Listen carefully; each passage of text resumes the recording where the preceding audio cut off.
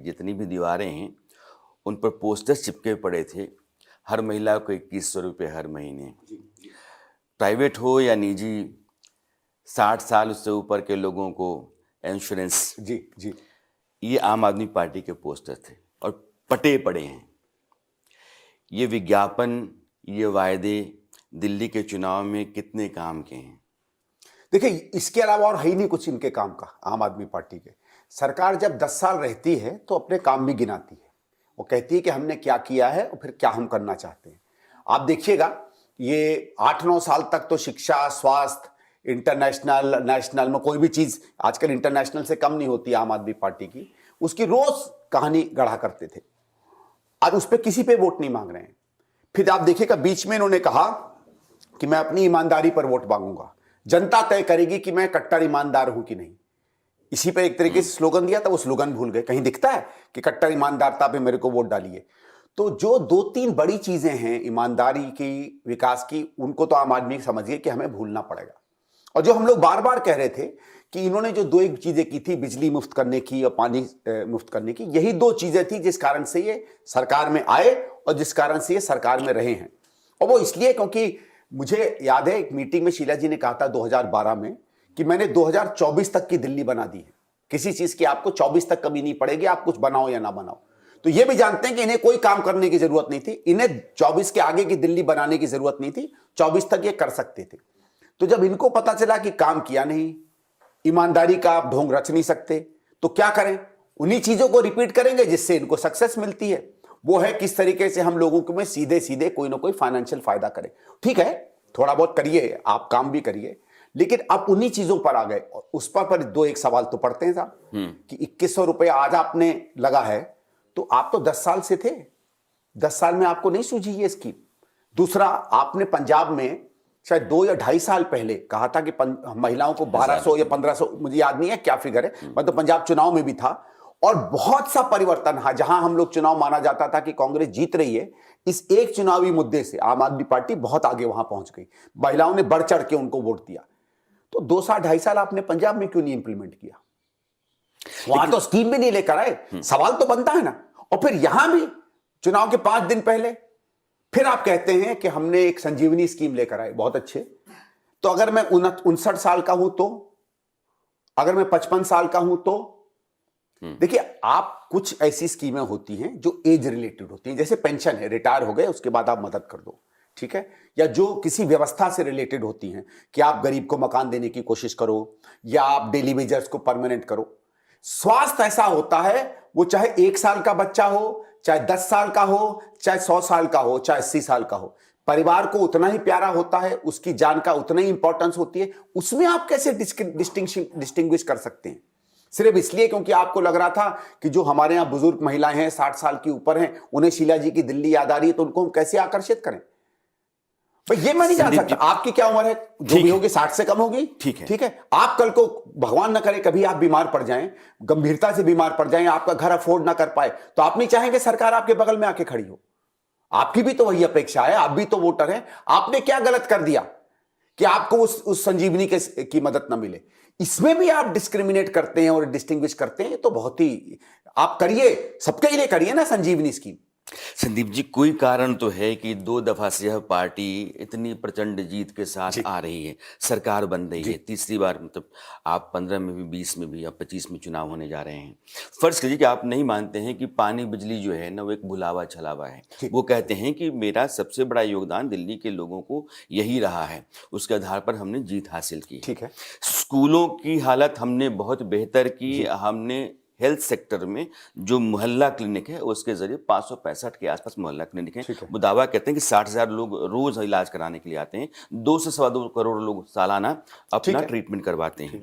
इसके जरिए हमने दिल्ली में लोगों के लिए एक सोशल सेक्टर में बेहतर इंतजाम किया। आज की तारीख में अब वो आ गए हैं कि पुजारियों को हम पैसा देंगे, महिलाओं को पैसा देंगे, ग्रंथियों को पैसा देंगे।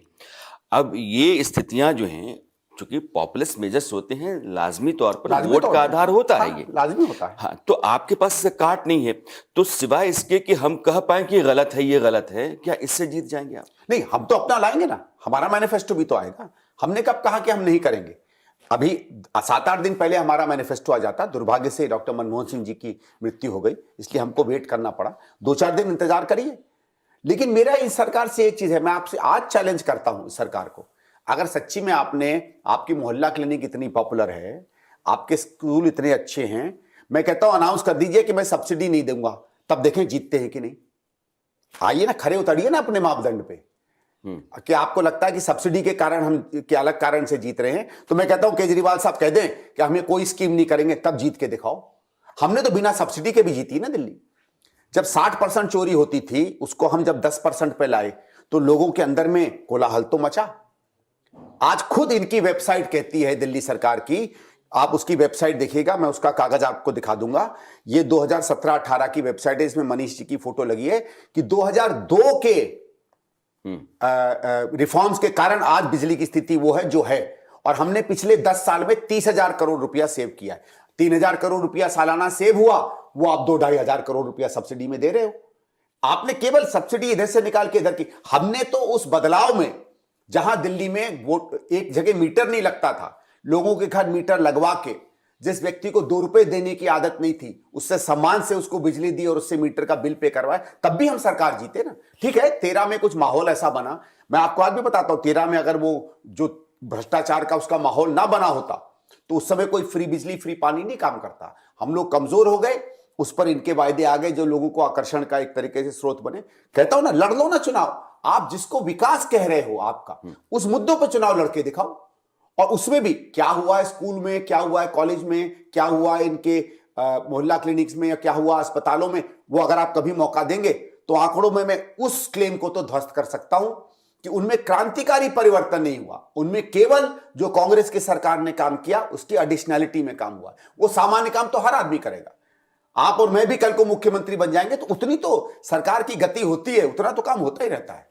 उत्कृष्ट क्या किया आपने, ये बताओ। वो यही तो दावा करते हैं कि जात के आधार पर, धर्म के आधार पर जो आज तक राजनीति चलती रही है, उस लीग से हट करके हमने स्कूल के नाम पर बेहतर लाइफ को लेकर के, बिजली पानी को लेकर के, स्वास्थ्य को लेकर के हमने लड़ाई लड़ी और लोगों ने हमें स्वीकार किया।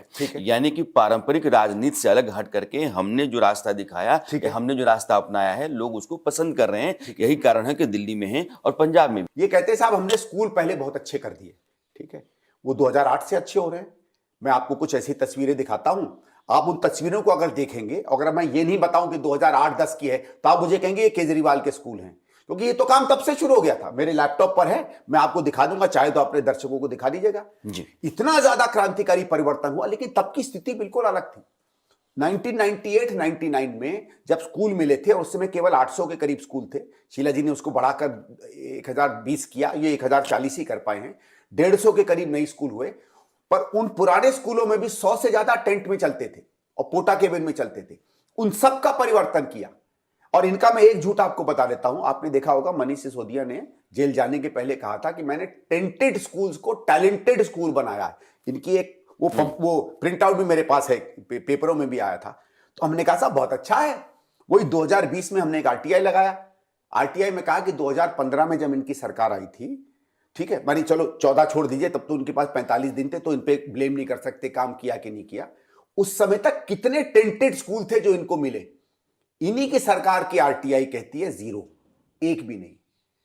तो यार एजुकेशन मिनिस्टर को झूठ क्यों बोलना चाहिए, ये तो मुझे बता देना। चलो आप कोई क्लेम कर रहे हो, जो आदमी मूल चीजों पे झूठ बोल सकता है, वो बाकी चीजों पे सच बोल रहा है कि नहीं बोल रहा है, इस पे तो डाउट पड़ता है ना। तो चलिए इंफ्रास्ट्रक्चर मैंने बता दिया। अच्छा, फिर अल्टीमेटली आप बच्चे को जब स्कूल भेजते हो, इसलिए भेजते हो कि यार उसका रिजल्ट ठीक आ जाए। रिजल्ट का कोई मापदंड नहीं है, मेन मापदंड है पास परसेंटेज, ये माना जाता है ना, क्योंकि कोई एग्रीगेट में कितना क्या है वो तो हमें पता नहीं चलता है, और पहले भी नहीं पता था तो आप कंपेयर भी नहीं कर सकते। तो शीला जी के 15 सालों में, या कांग्रेस के 15 सालों में 12वीं का रिजल्ट 64% से बढ़ के 89% आता है, 25% इंक्रीज। ठीक है, छोटा मोटा इंक्रीज नहीं है। पिछले साल 12वीं में केजरीवाल के अंदर सिर्फ 91% बच्चे पास हुए थे। इस साल 96% है, कभी 94 है, कभी 93 है। 6-7, चलो इस साल का मान लेते हैं एज देयर मेजर एवरेज, 91 नहीं भी गिनते हैं। पिछले साल अगर चुनाव हो रहे होते तो 2% बढ़ता, 7% बढ़ा। 10 साल में 7%, 15 साल में 25%। क्रांति किसे कहो। 10वीं में आ जाते हैं, 45-48% से जाता है 89% में 2008 में ही। मैं उसकी बात के सिर्फ इसलिए नहीं दे रहा हूं क्योंकि उसके बाद आपको याद होगा कुछ साल तक 10वीं में सीबीएसई का बोर्ड नहीं होता था। जब 99%